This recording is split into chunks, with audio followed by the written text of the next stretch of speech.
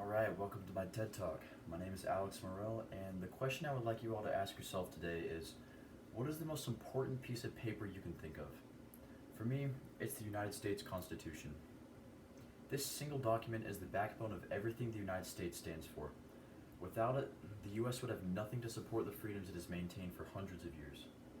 Over time, more and more people have grown less and less enthusiastic about certain constitutional rights.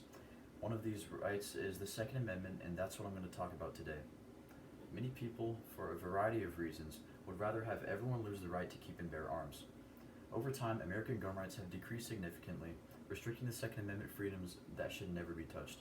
The Founding Fathers outlined these natural freedoms in the Bill of Rights for a reason. These gun laws that restrict these rights are unconstitutional and morally wrong, leading to an oppressive tyrannical government, and therefore should not exist. Now, a little bit about myself. I was never really raised in a home around guns. Neither of my parents are gun owners, but I kind of took it up as a hobby late in my teenage years. I hang out with my friends, we'd go shooting just for fun, target practice and stuff. But then I decided to become more informed about guns and what I was shooting, for safety and things. And then I started to learn more about gun laws and the history of gun control. And then I realized as I was learning about that gun control is dangerous, it's unconstitutional. I've always been a firm believer in the Constitution.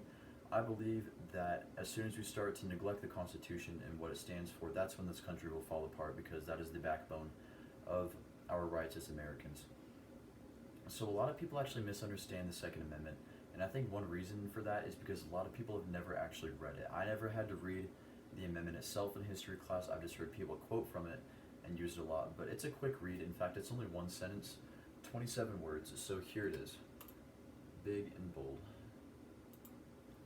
A well-regulated militia, being necessary to the security of a free state, the right of the people to keep and bear arms shall not be infringed. Shall not be infringed. Now, what does that mean? What could these founding fathers have possibly meant when they threw that little phrase in there? Sounds to me like they meant that the rights guaranteed by this amendment shall not be infringed. Isn't that crazy? Because what's crazy to me is that the government has actually been infringing on these rights for a pretty long time.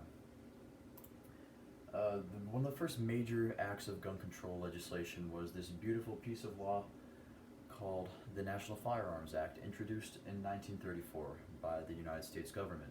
This was intended to prevent organized crime by the big Prohibition-era gangsters of the time, such as Al Capone, and all it did was add a $200 tax to certain guns and gun accessories, making it very hard for regular citizens to own certain guns and accessories, and putting those in the hands of rich people, such as the criminals that the act was actually intended to stop.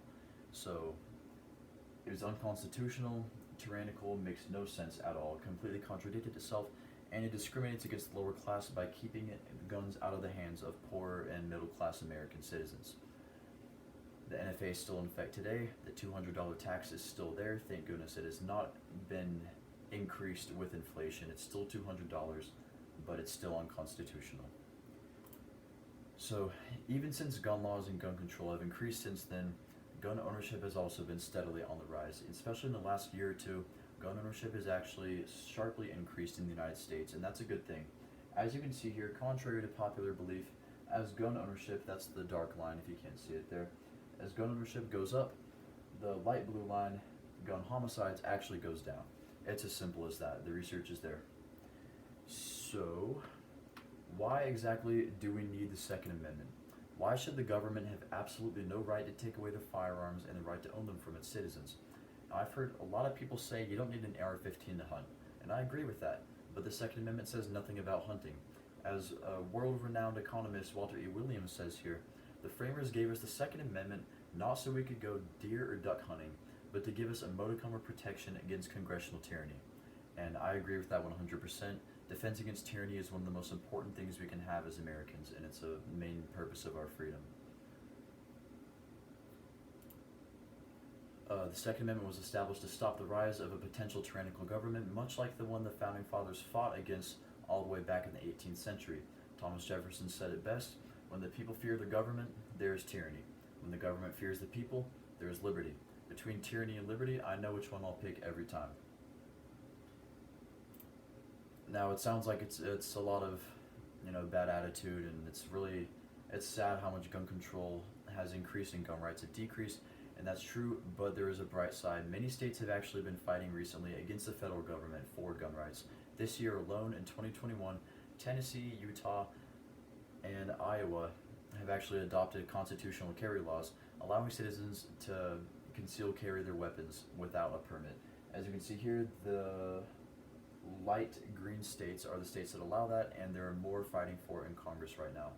Now, the most important thing citizens can do as Americans is to vote for the right people in the government. Democracy is the most beautiful thing we have in this country. Government for the people, by the people. That's the only way it should be. And the way to keep it that way is to protect our rights through the power of voting.